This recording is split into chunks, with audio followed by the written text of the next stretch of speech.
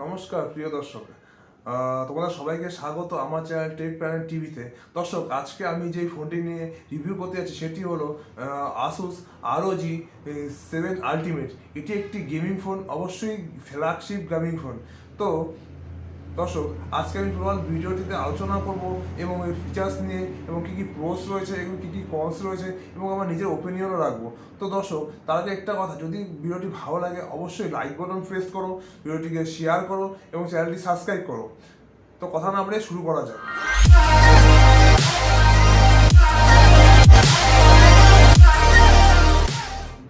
তো ফ্রেন্ডস, যদি আমরা আসুস ROG 7 আলটিমেটের বক্সের মধ্যে দেখি তাহলে দেখবো কি কি আমরা পাচ্ছি। একটি সিম পিন, একটি মোবাইল কেস, একটি স্মার্টফোন অবশ্যই পাচ্ছি, একটি USB কেবল, 30 ওয়াট চার্জার। এখানে ফোনের পেছনে লাগানো একটি বেশ স্পেশাল গ্যাজেট, যেটা নিয়ে গেমিংয়ের জন্য স্পেশালি দেওয়া হয়েছে। তো ফ্রেন্ডস, এবার দেখে নেওয়া যাক আসুস ROG 7 আলটিমেট ফোনটিতে কী কী ফিচার্স রয়েছে এবং কী কী স্পেসিফিকেশন রয়েছে। ফার্স্টে যদি আমরা দেখি ফ্রেন্ডস, তার ফার্স্টে দেখবো বডি এবং ডাইমেনশন। এবং এর লেন্থ দেখলে দেখা যায় 173 mm বা 6.81 ইঞ্চেস, এবং এর ব্রেথ দেখলে 77 mm বা 3.03 ইঞ্চেস, বা এর থিকনেস দেখলে দেখা যায় যে 10.3 mm বা 0.4 ইঞ্চেস। তো ফ্রেন্ডস, এর ওয়েট যদি আমরা দেখি, ওয়েটের যথেষ্ট নর্মালি দেওয়া হয়েছে, এবং এর ওয়েট হচ্ছে অফিসিয়ালি বলা হয়েছে 239 গ্রাম, যেটা নাকি একটি গেমিং ফোনের ক্ষেত্রে যথেষ্ট ঠিকঠাক বলা যেতে পারে। এটা আমার ওপিনিয়ন, অবশ্যই তোমাদের কি ওপিনিয়ন অবশ্যই কমেন্টসে জানিও। এবং এবার বিল্ড কোয়ালিটি দেখলে আমরা দেখবো অ্যালুমিনিয়াম ফ্রেম ইউজ করা হয়েছে, এবং এটা নাকি আইফোনে যেমন ইউজ করে সেম ইউজ করা হয়েছে। এখানে ফ্রন্টে গরিলা গ্লাস ফন্ট ইউজ করা হয়েছে এবং গরিলা গ্লাস ভেক্টাস ইউজ করা হয়েছে, এটি নাকি যথেষ্টই ভালো। এবং ব্যাকে দেখলে ব্যাকেও আমরা গরিলা গ্লাস দেখতে পাই, এখানে gorilla glass back look use করা হয়েছে। ফ্রেন্ডস, যদি আমরা সিম দেখি, এখানে ডুয়াল সিম ইউজ করা হয়েছে, অবশ্যই ন্যানো সিম, এবং এটি 5G, এবং built in motorised cooling air vent use করা হয়েছে এই ফোনটির ক্ষেত্রে। ফ্রেন্ডস, এখানে যদি আমরা আইপি রেটিং দেখি, এখানে আইপি রেটিং 54 দেওয়া হয়েছে, যেখানে ফোনটি ওয়াটার রেজিস্ট্যান্ট, এবং ব্যাকে 2 ইঞ্চ OLED ডিসপ্লে দেওয়া হয়েছে, এবং প্রেসার সেন্সিটিভ জোনও দেওয়া হয়েছে গেমিংসের জন্য। স্পেশালি এটি গেমিং ফোন হিসাবে গেমিংসের জন্য স্পেশাল কিছু ফিচার্স দেওয়া হয়েছে। তো এই ছিল এর ডাইমেনশন এবং বডির ডিসক্রিপশন। তো ফ্রেন্ডস, আমরা যদি ফোনটির মেমোরি দেখি তাহলে দেখবো মেমোরি কার্ড স্লট হিসাবে এক্সটার্নাল কোনো স্লট দেওয়া হয়নি। এটি একটি ফোনের নেগেটিভ পয়েন্ট বলে আমার মনে হয়। এবং ইন্টারনাল মেমোরি হিসাবে ফোনটিতে 512 GB ইন্টারনাল মেমোরি দেওয়া হয়েছে UFS 4.0 সাপোর্টের সঙ্গে, এবং NTFS সাপোর্টেড এক্সটার্নাল স্টোরেজ দেওয়া হয়েছে।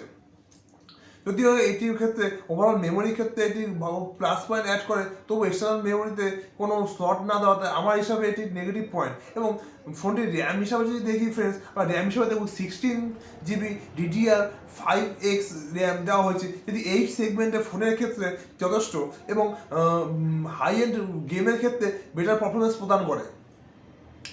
তো ফ্রেন্ডস, এবার যদি আমরা মেন ক্যামেরা দেখি, মেন ক্যামেরাতে একটি সেটে 3টি ক্যামেরার সেট ইউজ করা হয়েছে। এখানে মেন ক্যামেরা 50 মেগাপিক্সেলের ক্যামেরা ইউজ করা হয়েছে, এবং 13 megapixel ultra wide lens use করা হয়েছে, এবং 5 মেগাপিক্সেল ম্যাক্রো লেন্স ইউজ করা হয়েছে।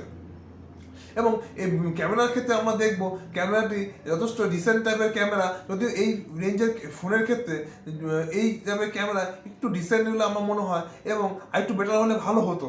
কেননা 50K আন্ডার 50K নিচে যেসব ফোন থাকে সেসব পর্যন্ত সেম ক্যামেরা ইউজ করা হয়, এবং এখানে 100 মেগাপিক্সেল ক্যামেরা ইউজ করা হলেও স্যাটিসফ্যাক্টরি হলেও হতে পারতো। এখানে এক্সট্রা ফিচার হিসাবে দেখা হয়েছে LED ফ্ল্যাশ এবং DDR HDR প্যানোরামা মোড। তো ফ্রেন্ডস, এখানে এক্সট্রা ভিডিও ফিচার হিসাবে দেখলে দেওয়া যায় 8K ভিডিও রেকর্ডিং করা যাচ্ছে, এবং 8K এর ক্ষেত্রে 40 FPS বা 24 FPS এ করা যায়, এবং 4K এর ক্ষেত্রে 30 থেকে 60 FPS এ করা যেতে পারে ভিডিও রেকর্ডিং, এবং 1080 পিক্সেলের ক্ষেত্রে 30, 60, 120 এবং 240 FPS এ করা যেতে পারে, এবং 780p এর ক্ষেত্রে 480 FPS এ করা যেতে পারে। গাইস, এখানে বলা যেতে পারে বেসিক স্ট্যান্ডার্ড ক্যামেরা এবং ডিসেন্ট স্ট্যান্ডার্ড ক্যামেরা দেওয়া হয়েছে। যদিও এটি গেমিং ফোন বলে এখানে ক্যামেরার খুব একটা গুরুত্ব দেওয়া হয়নি এটা বলে আমার মনে হয়। তোমাদের কি মতামত অবশ্যই যেন কমেন্টসে জানিও। তো ফ্রেন্ডস, আমরা যদি দেখি ফোনটি সেলফি ক্যামেরা হিসাবে দেখবো সিঙ্গেল একটি ক্যামেরা ইউজ করা হয়েছে এবং 32 মেগাপিক্সেল ক্যামেরা এবং 29 mm ওয়াইড অ্যাঙ্গেল লেন্সের সঙ্গে ইউজ করা হয়েছে। যদি ফ্রেন্ডস এর ফিচার্স দেখি তাহলে দেখবো প্যানোরামা এবং এইচডিআর মোড ইউজ করা হয়েছে।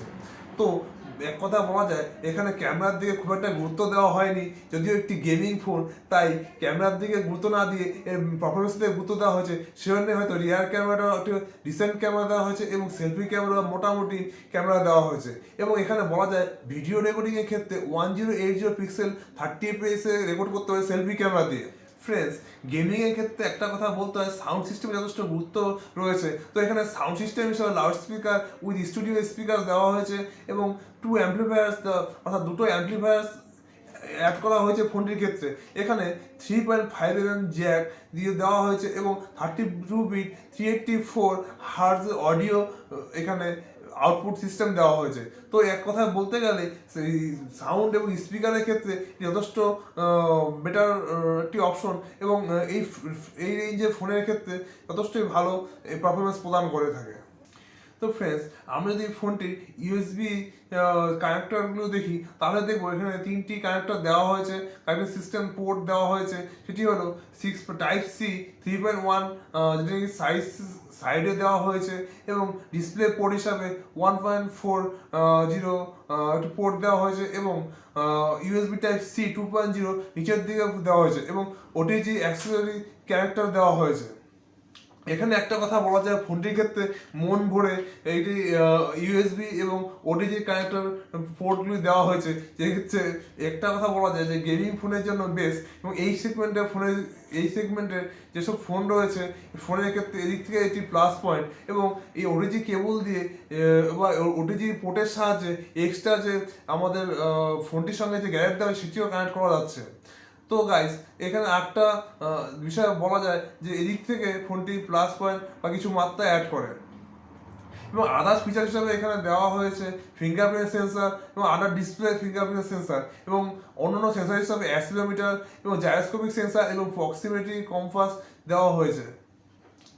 ফোনটির ব্যাটারি যদি দেখি আমরা মেন পাওয়ার সিস্টেমের battery lithium pro battery 6000 mAh battery non removable battery দেওয়া হয়েছে এবং চার্জিংয়ের ক্ষেত্রে 65 ওয়াট চার্জার ইউজ করা যেতে পারে এবং এখানে PDO3 ইউজ করা হয়েছে এবং 100% চার্জ হতে যেখানে 42 মিনিট টাইম দরকার হয়।